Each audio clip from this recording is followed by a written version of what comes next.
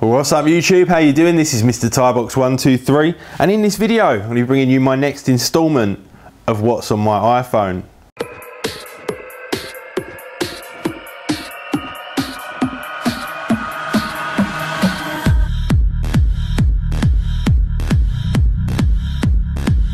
So here we are guys, back by popular demand. I'm just going to run you through what exactly I have got here on my iPhone 4S. Now my iPhone 4S is a 4S and it's got 64 gigabytes of storage. Had it for about, I don't know, actually coming up to 9 months now, 10 months, ever since they first came out basically. Now I won't run through the Apple installed applications, the pre-installed ones. I'll just go through the ones that I've installed after. So first of all here I've got my social folder. In here I've got my whole range of social applications. So first off I have got the Tumblr application, and I treat Tumblr, and most other people do as well, very much like a blog. You can literally go through and post pretty much anything you want on there. You can actually follow me on Tumblr as well by going to tumblr.com and then just search for Mr. Tybox123. And like I say, this has pretty much got every single piece of kind of online work that I've ever done on here. Great little application, recently updated as well. Next up we have got the TweetDeck application, and that is obviously an alternative to the standard Twitter application. Personally, I actually prefer the main normal Twitter application that comes from Twitter themselves. The main reason for that is that in the Twitter application itself, when you go to the interactions column, it shows you things like retweets, and it also shows you things like favorited and followed as well. Now a lot of the other apps do tell you that in a notification, but they don't actually show you that interactions column, and I really like that, so I tend to stick to that core application. Have tried Tweetbot. I do actually use Tweetbot on my Mac, but I just can't kind of get used to it without having that interactions column, so they typically just give you mentions or notifications of your interactions rather than actually showing them there in that column. Next up we have got Path. Now Path is a great little social network, brilliant application, love the interface. As you scroll through it, as you can see here, it actually shows you the time and the date as you move through, and I really like that. It's also got a really good camera application as well, with a load of filters and the ability to do depth of field and all the kind of stuff that you'd find in Instagram. It also gives you the option as to whether you want to do a square picture or a full landscape picture, which I really like because Instagram is literally just that square. So next up we have got Google+. Obviously Google+ is a kind of alternative to Facebook, very similar in the fact that it is a social network, but very different in the way that they've actually implemented it. And I think Google have done a pretty decent job with Google+ as well. Again, you can actually find me on Google+, just search for Mr. Tybox123 or Adam Matthews and you will find me. For some reason that is taking forever to load. Now, next up we have got the Facebook application. Now, Facebook I don't use personally. I find it a little bit too intrusive, but I do use it for work purposes, and obviously I've got my Facebook page for my YouTube channel as well, where I use that for posting some of my stuff. So I do actually use it for that, but other than that I don't really use it a great deal, to be perfectly honest. I did use it a long time ago, but I've kind of gone off of it now. I just much prefer to just stick to Twitter and then obviously use it for my Facebook page. Now next up we have got Skype. Everyone knows Skype, fantastic application, free of charge, great for calling people abroad and not having those huge expenses on the phone bill. Next up we have got Pinterest. Now Pinterest is great. I really have got into this lately, and it's basically a kind of pin board where you can just pin up anything you want, whether it be pictures or videos or pretty much any kind of content that you want. I absolutely love it. I don't know why I've got a load of dresses coming up there, but anyway, off you go. You can also follow me on Pinterest as well. Just type in Mr. Tybox123. Next up we have got the Echophon client for Twitter. Again, you can see I haven't really used this much. Used to use it quite a lot, but I'm still kind of preferring that standard Twitter client. Then we've got LinkedIn, Dropbox. Dropbox is absolutely fantastic.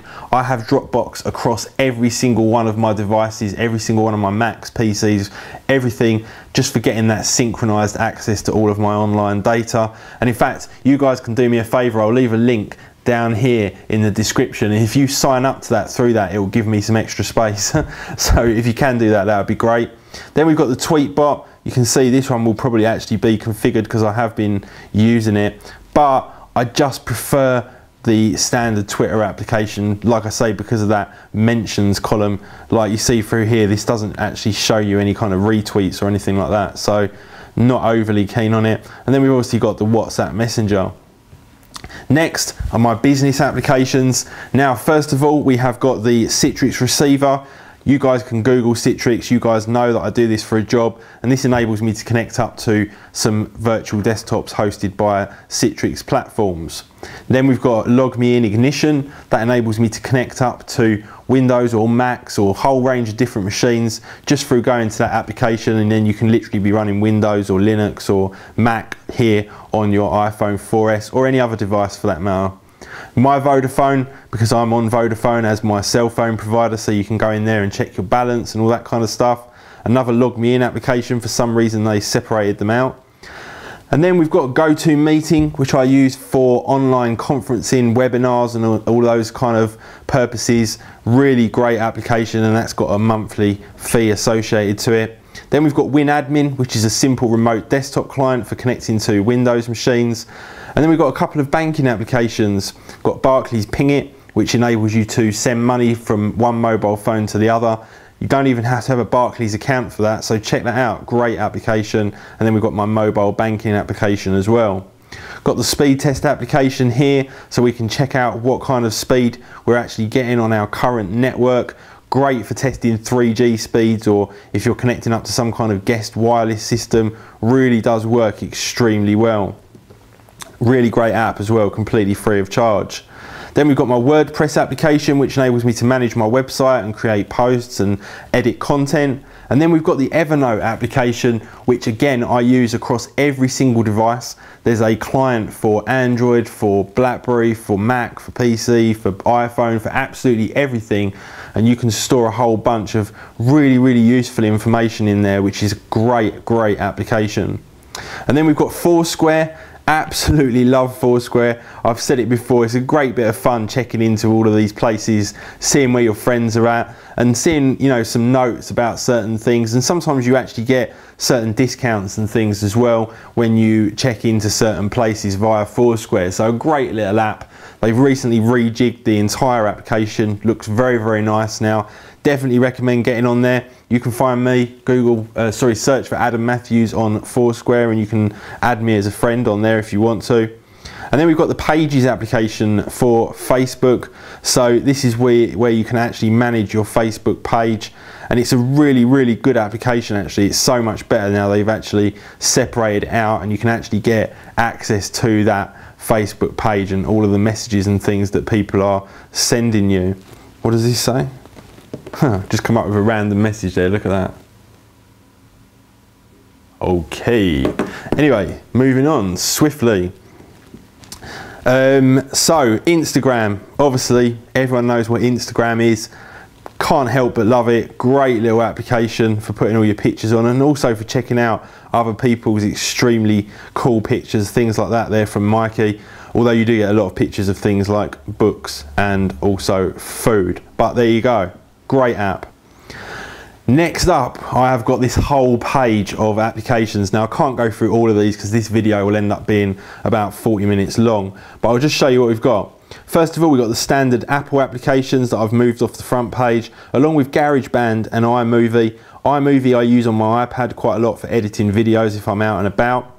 Next up, we've got music. Shazam, I use that all the time for detecting the song that is playing on the radio, and then it links you straight into iTunes, download it, buy it, done. Spotify for renting all of your music, so streaming it over the internet whenever you want. OOTunes is a kind of online radio service. Got another Shazam for some reason. We've got this ringtone application, which just enables you to make ringtones. Last.fm, TalkSport, all you guys know I'm a big football or soccer fan, so I listen to TalkSport quite regularly, and this is actually a really cool application from TalkSport. Not only can you listen live, but you also get to see all of the latest news as well. Next up, is the podcast application, and I listen to podcasts all the time. And if you guys don't know, I have started a weekly podcast, so if you go onto iTunes, you can search for Mr. Tybox 123 and listen to my weekly podcast on there as well. Now, next up, we have got the shopping folder. You guys can see what's in there: Groupon, eBay, Amazon, Quidco, Gumtree, PayPal, Hot UK Deals, and TripAdvisor as well. Loads and loads of shopping applications. Food applications. The one I like the most is the Subway Subcard, and that enables you to store all of your points inside an account. And when you go in the shop and you want your points, they just scan your phone instead of having to carry around one of those prehistoric little cardboard things that you lose all the time. Some football applications, Arsenal, Sky Sports, etc. And then we have got some travel applications, and I actually use these fairly regularly as well, especially the train ones.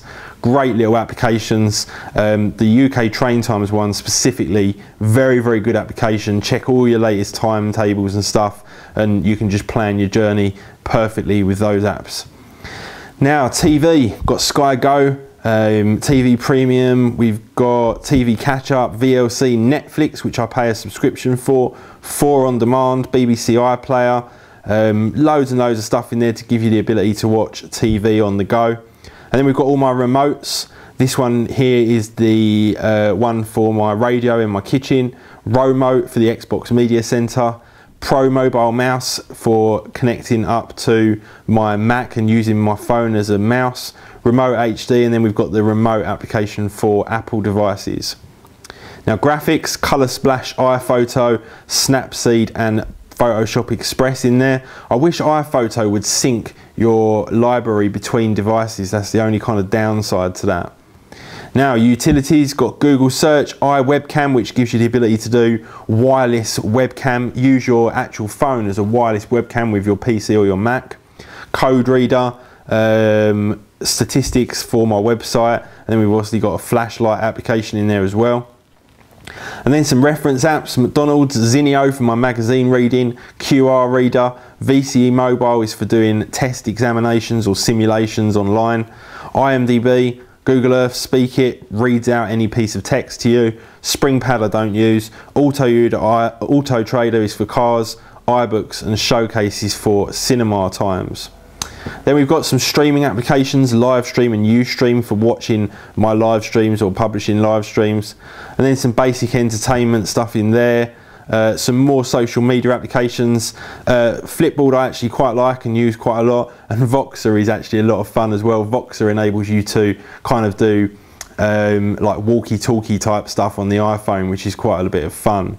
Then we've got Newsstand, Chrome I don't use. And then we've got Text Expander, where you can just type a couple of little characters and it finishes the line for you. Can't live without Text Expander. It's got iCloud and Dropbox support as well, so that continues across all of your devices. Fantastic app. Odeon is for cinemas. Then we've got the launch bar there as well. I won't go into that right now, but check that out, it's quite cool. Liligo is for checking flights, pricing. Dropbox is great. You can literally take a voice memo, it puts it straight up into your Dropbox, and then obviously you can listen to it on any of your other devices. Audio Boo for creating kind of short little audio segments that you can put out on Twitter or Facebook or wherever you want. The Apple Store application.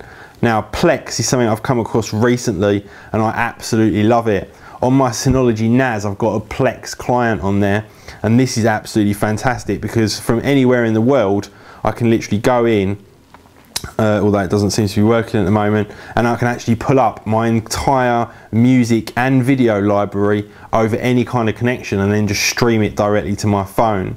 Now, you can actually get a Plex server for Windows and also for Mac, I believe, as well, if you haven't got a NAS device that's capable of it. And as you can see, some of my movies in here, and generally what you'd normally be able to do is just click on it and then that will stream it straight down to your phone. That's working now for some reason. And then you can just watch that on the go back into your own personal library, which I think is absolutely fantastic. I think it's about £1 the application, and you can see the quality is actually pretty good as well. You can set it up to pretty much whatever quality you want. So great little application, and I have that on all my Android devices as well, so works really, really well. Now, next up we have got DS Video and DS File, which are applications for my Synology NAS, and they just enable you to kind of download files or view videos online, kind of similar to Plex really. Anyway guys, God, that's run on a little bit longer than I wanted it to, but you guys always ask me to finish it rather than just show my main applications. So there you go, hope you enjoyed that video. Please do hit that thumbs up button, and I will see you all in the next one. See ya.